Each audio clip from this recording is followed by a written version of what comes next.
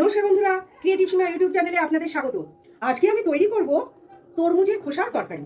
এই যে তরমুজের খোসা, সেই তরমুজের খোসাটাকে আমি এইভাবে ছোট ছোট করে কেটে নিয়েছি। এইবারে আমি গ্যাসটা জেলে কি করি দেখুন। আমি কড়াতে তেল দিয়ে দিলাম।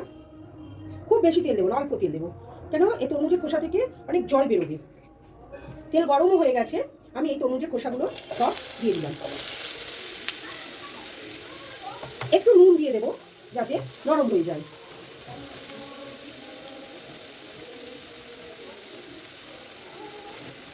এবার এটাকে আমি রাখতে থাকবো। দেখুন কত সুন্দর ভাজাটা হচ্ছে।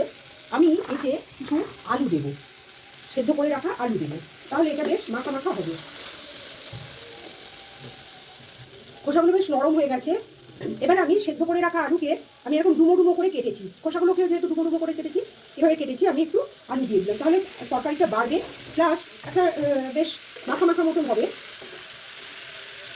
আমি যখন এই তরকারিটা এর আগে তরকারি করে খাইনি, এর আগে আমি ভাজা করেছিলাম, শুধু পেঁয়াজ দিয়ে ঝিরিঝিরি করে এটাকে ঝিরিঝিরি করে কেটে পেঁয়াজ দিয়ে ভাজা করেছিলাম। তাই এবারে আমি একটু আলু দিয়ে তরকারি করছি।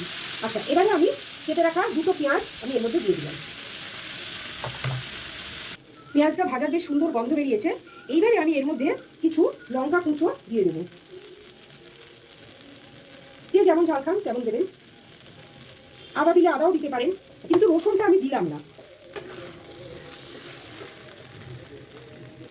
একটুখানি চিনি দেব।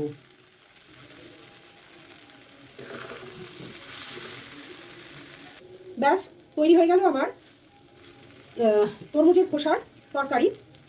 আমি এবার গ্যাসটা অফ করে দিচ্ছি। এবারে আমি এই বাটিতে তরকারিটা আমি এতে কিন্তু জল দিইনি, এরকমই ভাজা ভাজা হয়ে গেছে। আর আলুটাও যেহেতু সেদ্ধ করা ছিল, আর তরমুজের খোসারও একটা জল বেরোয়, সেই জন্য আমি জল দিইনি। বন্ধুরা, আমার এই আজকের রেসিপিটা আপনাদের কেমন লাগলো কমেন্ট করে অবশ্যই জানাবেন। আর আপনারাও তৈরি করে খেয়ে দেখবেন, কোনো কিছু ফেলে দেওয়ার নয়।